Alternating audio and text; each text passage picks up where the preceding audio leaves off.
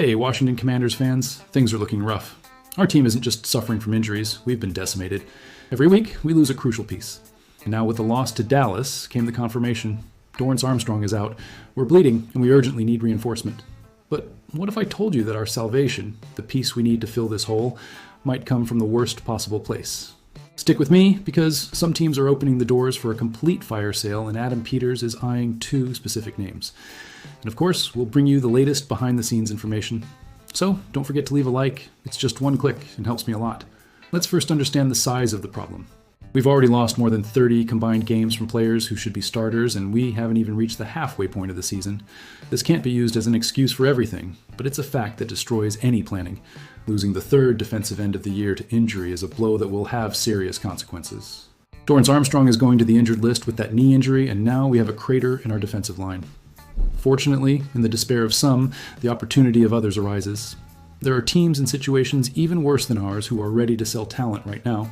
The main one, the most obvious case, is the New York Jets. They're at 0 wins and 7 losses, a complete disaster. League sources like Jordan Schultz have recently reported that the phones are ringing nonstop in New York. Teams are eyeing them before the trade deadline. They are apparently willing to listen to offers for almost everyone. But the names that really matter to us, the names that Adam Peters and Dan Quinn are certainly circling in their notebook, are the quarterback hunters, Germaine Johnson II and Will McDonald IV. The fire sale is open, and we need to take advantage of this chance to fill the hole left by Armstrong. The reason for this fire sale is clear. It's what happens when a new regime, like that of Coach Aaron Glenn, takes over. He's trying to figure out who his guys are and who are the leftovers from the previous management. As one league source said, a building block from the last regime is not a guarantee of being a building block in this one. This creates a perfect window of opportunity for us, and we're going to analyze the two main targets that perfectly fit our need. The first name is the most explosive, the most famous, and also the riskiest. Germaine Johnson II. He's exactly the type of player that Coach Dan Quinn loves. He has a story of overcoming, needed better grades to go to Division I, started at Independence Community College, which became famous on the Netflix series. From there, he went to Georgia and ended up exploding at Florida State, establishing himself as a first-round talent. He was selected by the Jets in the 26th overall position in 2022, and had such a good 2023 that he was selected for the Pro Bowl. His talent is undeniable, the explosion is elite. The problem, and it's a big problem, is the injuries. He has struggled a lot with physical problems in the last 2 years, which has led him to play in only 6 combined games, adding 2024 in the beginning of this 2025 season. It's a huge risk for a team that already suffers from injuries. The good news is that Johnson seems to be healthy now. In the last 2 weeks, he has been on the field for a total of 92 defensive snaps. In those snaps, he managed 9 tackles, 1 sack, and 2 quarterback pressures. He's showing that, when healthy, he's still that Pro Bowl player. The question is whether he can maintain that health. He's the definition of high risk, but with a very high reward. As for the cost, there's speculation that New York might want a third-round pick in return for him. Given his injury history, that price might be a bit steep, and perhaps Peters can negotiate for less. The contract is also a factor. His 5th-year option has already been triggered by the Jets, which means he has a fully guaranteed $13.4 million salary for next year. But that number could easily be lowered if Adam Peters works out a contract extension. Now, let's move on to the second option, the healthier and perhaps safer alternative, Will McDonald IV. He's also a first-round pick coming from Iowa State in 2023. He may not have the Pro Bowl name that Johnson has, but he's been a very consistent and productive player. He managed an impressive 10.5 sacks last season in 2024 and is on track to put up good numbers this year, despite the total mess that team is. The most important thing about McDonald, and what should interest Adam Peters the most, is health. He doesn't bring the same injury concerns that Johnson does.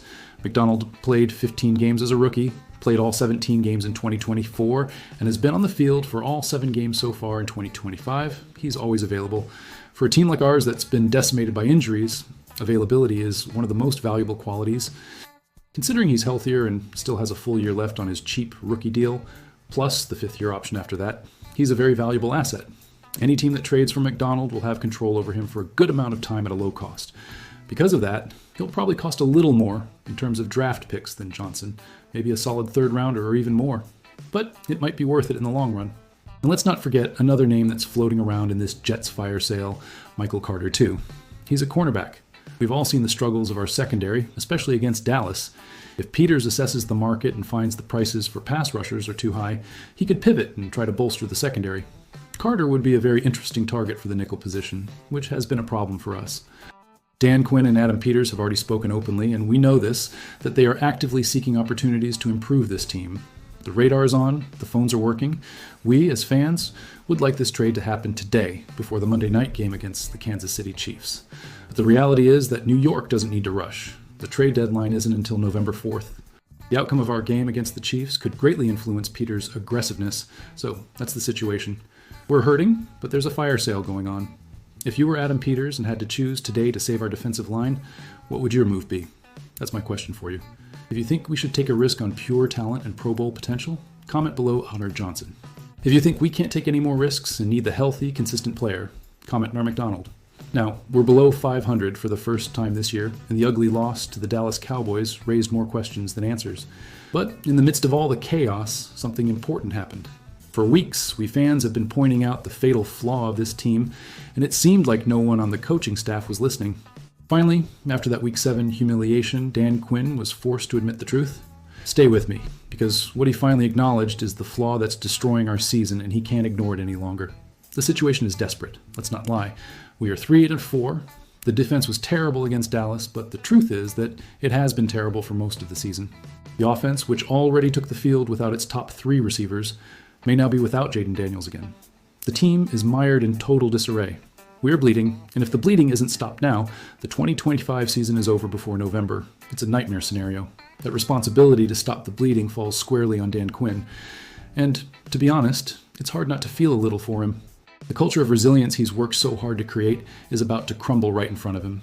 Many of the problems, like the wave of injuries and a brutal schedule, were beyond his control. Even so, it's his job to take responsibility and ensure that the long-term plan isn't destroyed in the short term. And after the Week 7 loss, he finally did. He went to the microphone and admitted what we already knew. He said everyone, coaches and players, needs to be better, but the key line was this: the only thing consistent has been our inconsistency. That's exactly it. There's no arguing with that. This is the fatal flaw. We haven't managed a single winning streak all season. We win a game, look good, and the next game, we disappear. Let's look at the facts that prove what he said. Every time this team has taken a step forward, it has taken 2 steps back. The Week 5 road win against the Los Angeles Chargers was the high point. Daniels came back, played like a superstar. We were optimistic, thinking Terry McLaurin and Noah Brown would return. It looked like we were going to take off. But what happened? That optimism only lasted a week, and now we're here. 2 games after that big win, we lost 2 straight games in ugly fashion. McLaurin didn't come back. Brown didn't come back. To make matters worse, Deebo Samuel Sr. also went on the injured reserve. The defense, which is Joe Witt Jr.'s responsibility, seems to get worse with each passing week. And as if that weren't enough, we just lost Dorrance Armstrong Jr., one of our best defensive linemen, for the rest of the season. It's one catastrophe after another. Washington now has only 2 paths forward. There is no third option. The first path is to wallow in self-pity. It's to blame the injuries, blame the lack of rhythm, blame the tough schedule, and simply accept that the season is over. The second path is to recognize that the 46 players who take the field in the next game need to be better. No matter who they are, they need to execute the job. Dan Quinn is publicly choosing the second option, as he should. He's saying the right words, that there are no excuses. Now, the team needs to hope that this message is more than just lip service. If you, like me, are tired of this inconsistency and think that words aren't enough, that we need action, leave your like on this video. Comment below. What is the biggest source of inconsistency? Is it the offense or the defense? And if you want to know if this message finally worked before the game against the Chiefs, subscribe to the channel because we're going to analyze this week's practices. My big question is, Dan Quinn finally admitted the fatal flaw, but with the defense getting worse and the offense broken, did he realize it too late?